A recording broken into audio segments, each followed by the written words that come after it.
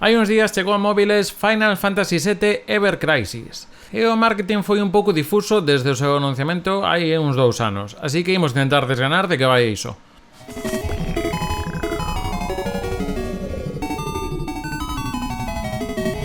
Ola, que tal? Isto é Recuncho Gamer. Hoxe imos falar dun xogo para móviles, concretamente do Final Fantasy Ever Crisis, que foi anunciado hai uns 2 anos xunto ao Final Fantasy First Soldier, un momento de Square no que veio co Final Fantasy VII Remake.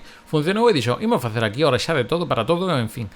Final Fantasy de 7 de First Order First Order é o de Star Wars. Final Fantasy VII de First Soldier foi un Battle Royale, ou seja, unha especie de Fortnite, pero ambientado nas aforas de Midgar e ambientado 30 anos antes do xogo original. Xogo que xa está caput, ou seja, que estamos falando dun xogo que está caput e un anunciado no mesmo momento que vai sair agora. Este Ever Crisis presentábase como unha especie de recopilatorio de todas as historias ao redor do Final Fantasy VII, o que se coñece a Final Fantasy VII Compilation, e cunha estética así como máis kawaii, non sei dicirse, pero en fin, con personaxes máis cabezóns, un pouco máis no estilo do que nos tiña acostumados o primeiro Final Fantasy VII original en PlayStation 1. Pero non tiñamos moi claro como iba a ser as xogabilidades, sabíamos que era para móviles, entón estábamos un pouco na dúbida. Agora que podemos poñer as mans neles, pois temos unha conclusión de que é unha idea boa, pero o contexto dos xogos para móviles creo que acaba de estragalo. Antes de nada, por contextualizar, que é eso da Final Fantasy VII Compilation? Pois digamos que son todos eses produtos que saíron a raíz do Final Fantasy VII, o original, que incluso van por orden alfabético. Teríamos o A, Ben Children, que sería unha película que ahora sería un pouco gráficos entre Play 3 e Play 4, pero película de animación situada 2 anos despois dos sucesos do Final Fantasy VII. Teríamos o Before Crisis, que ese creo que era un que saíra para móviles. Neste caso, pois, seguindo creo que era os turcos, principalmente, pois un dos grupos dos ramos que aparecen na historia do Final Fantasy VII. Teníamos o Crisis Core, que veu de ter un remake fainado ano pasado. Neste caso, pois, poñéndonos na pel de Zack, un antigo compañeiro de Cloud. E tamén un pouco vendo as orixes de Sephiroth, un dos viláns máis icónicos que temos na franquía. E despois teríamos o na de Dirge of Cerberus, que foi unha especie de hack and slash con Vincent, un dos protagonistas do xogo original, que neste caso na línea temporal pois vai máis hacia o final. E agora imos a E de Ever Crisis, que neste caso ven como un recopilatorio destas historias, de momento co Final Fantasy original / remake e o Crisis Core, e tamén cunha nova historia que se chama First Soldier, a E F. Ah, mira, tío, vai cargar todo. Pois si, chamanlle igual que o xogo que era en plan tipo Fortnite, tamén con F.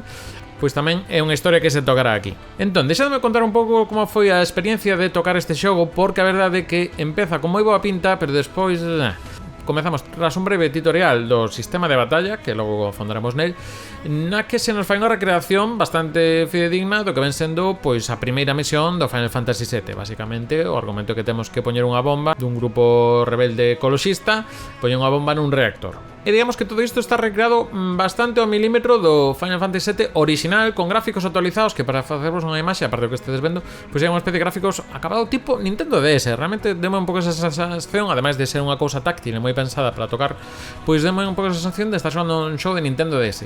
Que pasa? Que nos momentos de exploración combínase con outros momentos de batalla que pasan a uns gráficos máis realistas, como tamén pasaba no 7, e neste caso pois é un acabado máis próximo ao que podemos ter no Final Fantasy VII Remake ou incluso no Crisis Core, por irnos máis preto. E a verdade é que os gráficos para ser un xogo de móvil está moi ben. Problema que creo que lle falta unha especie de limitación a todo isto, porque quentan o móvil dunha maneira incluso perigosa. Xa vos din que dúas veces se me parou o móvil porque, mira, isto está quentando moito, pero ao cabo de uns 15-20 minutos. Entón, non sei se baixar un pouco as especificacións gráficas e a ver se así non quenta tanto, pero a verdade é que isto sigue un problema que é bastante serio. De feito, impedimos un pouco seguir con máis velocidade do que pudera nesta análise. En fin, que temos unha relación bastante interesante. Vemos tamén algunhas das mecánicas que neste caso pois están nun sistema de barras de ir esperando para poder realizar accións, só que neste caso, digamos que os ataques normais faríanse automáticamente, e o que faríamos neste pequeno menú é ter outro tipo de habilidades como magias ou ataques especiais, cada un caso as características que terán as súas fortalezas ou debilidades contra os inimigos. Entón, escoller o ataque ideal pois fai que podamos acabar con estes inimigos antes de que nos fagan máis dano. Bastante simple, pero bastante funcional. Pode que co tempo un pouco monótono, pero sí é certo que logo chegado aos bosses e demais, pois ten algunha volta máis e segundo vayamos desbloqueando máis cosas, seguramente ten máis posibilidades, porque tamén o xogo, o Final Fantasy original, a primeira cuarta parte do xogo era bastante seguro un sistema de batalla, logo expándese e é máis interesante, pero a comecer un pouco máis meh. Vale, acabamos esta misión, temos ese boss que é un escorpión robot que é moi chamativo. Escapamos, todo isto igual concentrado. Se no xogo original isto nos podía levar uns 30 minutos, pois aquí pode que en 15-20 minutos este resolto. Xa que dentro que cabe un pouco máis áxil todo isto. He rematado unha vez este prólogo. Aparece isto.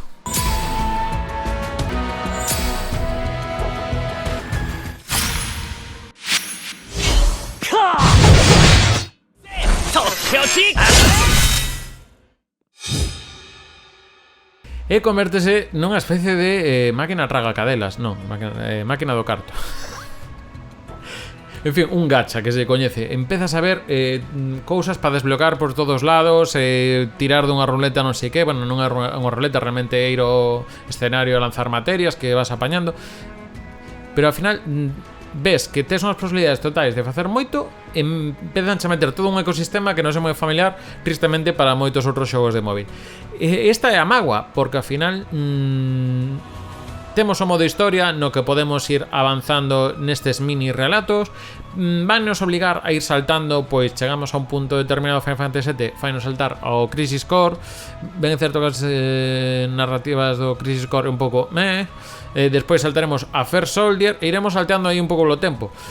E polo camiño pois haberá unha serie de misións secundarias que son un pouco xa repetir o que cousas que xa fixemos, ou personaxes que xa loitamos, ou retos que xa tivemos, só co fin de ter novos obxetos para mellorar esta arma, para mellorar esta materia, para mellorar este couso. E entón dá unha preguiza enorme e estás nun punto no que dis: hasta que momento compensaría que este xogo fose un xogo de pago? Realmente este é un xogo de balde, pero ten estas microtransaccións polo medio.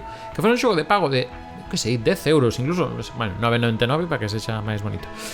Pero un xogo de 10 euros que che fai esta recopilación do 7, do Crisis Core, non sei se meter alguma cousa máis, esta historia nova que nos queren contar co First Soldier, que vai falar un pouco máis de Sephiroth, pero métenche todo isto aquí na cara. Aparte é casi imposible entrar e aparecenche como moitas cousas, pum, pum, pum, pum. E aparte aparecen xa cousas que son un pouco ridículas. Había unha cousa que era unha versión de Tifa con camiseta mollada, que digo, isto é Final Fantasy, Dead or Alive, cuidado. Que temos un xogo que as mecánicas, vale, non vai ser o novo método revolucionario de batallas dos Final Fantasy, pero era un xogo móvil competente, unhas mecánicas que tiñan un certo percorrido, vería que ver por onde tira. Pero que de súpeto temos tal barreira de gachas e mensaxes e cousas de mini misións que facer diariamente, semanalmente, mensualmente, sube de nivel tal arma, chega tal personaxe a nivel 10, que satura e ao final acaba difuminando toda esta historia que está contada pois un pouco no estilo do 7, con algunha vemos os textos, en algún caso acompañada da ilustración do personaxe que está a falar, que está bastante cuidado este aspecto. En algún momento incluso hasta expande un pouquiño en algún comentario, en alguna idea. Por exemplo, no Final Fantasy VII, antes de ir á segunda misión, que ir a outro reactor, pois hai unha conversación máis que eu creo que é novas con respecto ao xogo original, se non lembro mal. Incluso non ten que ver co remake tampouco, senón que é cousas novas que aporta este xogo. Eso está interesante. Ou podo entender, ainda que sexa un pouco rancho, podo entender que este aí. Pero tal borralla de cousas, a verdade que me acabo de sacar. Isto xunto a tempos de carga que son un pouco pesados, porque ten unha carga gráfica o xogo que eu creo que incluso sobra tanta capacidade gráfica igual para os sitios nos que podemos ver disfrutar. E sobre todo este problema que decía tamén do quecemento do móvil, dos vosos terminais, que tamén xa estamos facendo unha cousa que pode ser perigosa tamén para o propio teléfono ou incluso para vos, que eso non sei hasta que punto pode queimar a cousa. Entón a mágoa, porque a parte da historia é interesante, está coidada, pero que de repente aparecen estas mecánicas bastante invasivas, máis alá que de que che deixa avanzar. Quer dizer, non é un show que tes que facer un pay to win, polo menos de momento no que levamos probado. Non sintemos a necesidade de ter que andar facendo moitas misións e demais, ou de entrar ou de esperar para xogar, pero é tan abusivo como aparece isto que desconectas, realmente desconectas un pouco do ambiente e demais. E por último, tamén mencionar, ainda que isto non sei se concretamente do sistema operativo de Android, ainda que creo que ten algo que ver ca xestión do propio xogo, que en algún momento se saímos porque temos unha chamada ou que sexa e intentamos volver o xogo, pois perdese ese punto. Moitas veces poderemos recuperar a partida despois dunha xenerosa pantalla de carga de igual 2 minutos cada vez que encendedos o xogo, pois igual poder recuperar esa partida, pero outras veces igual perdemos directamente o progreso que tiñamos. Entón, é unha mágoa porque tal como está pensado ahora mesmo este xogo, non vai ter maneira, entendo, de chegar a consolas, por exemplo, facer unha adaptación para consolas, a non ser que nos carguemos todo ese gacha que hai polo medio. Eu creo que é un xogo que eu entendo que Square faría os seus números e sairá máis rentable tirar por aquí, pero non sei al nivel de imaxe se quedaría mellor cun xogo cuidado para móvil que estivera moi ben e que axudase a acompañar un pouco máis o que ven agora, que vai ser o Final Fantasy VII Rebirth, que xa ten data, 29 de febreiro de 2024, e que ten unha pinta bárbara, sobre todo para os que coñecemos o material original ou que nos gustou o remake. E entón, claro, deixame este Ever Crisis con un pouco síndrome de xogo para móvil facendo o que fan xogos para móvil, que era unha estupenda opción para esquivalo ou esquivalo un pouquiño máis. Xa vos digo, non é super horrible o gacha, pero sí o suficiente como para que me estropee unha experiencia que podía ser moito mellor. En fin, falaremos máis do que ven de Final Fantasy VII, que polo menos o Rebirth ten unha pinta boa. E se avanzamos un pouco máis en que nos arda o teléfono, pois tamén tiraremos por aí. Nada máis, se é a primeira vez que andades por aquí ou ainda non vos suscribistes, por favor, animadevos, así nos axudades a chegar a máis xente. Estamos aí no Road to 1000. Parezco Abel Caballero dando 1000 LEDs. Iso, se vos apetece suscribiros, genial. E nada máis, volveremos con máis vídeos nos próximos días aquí en Recuncho Gamer, se caches señalado aquí atrás. E mentres tanto tamén nos podes seguir en redes sociais como Twitter, TikTok, Instagram, @RecunchoGamer, aí nos tedes. E tamén polo Twitch. Agora nos días tamén sae o Separate Ways do Resident Evil 4. Seguramente igual toquemos algo por aí, así que permaneced atentas nas nosas redes sociais. Nada máis, vémonos no próximo vídeo. Saúdos aí a gordillo e coidadevos.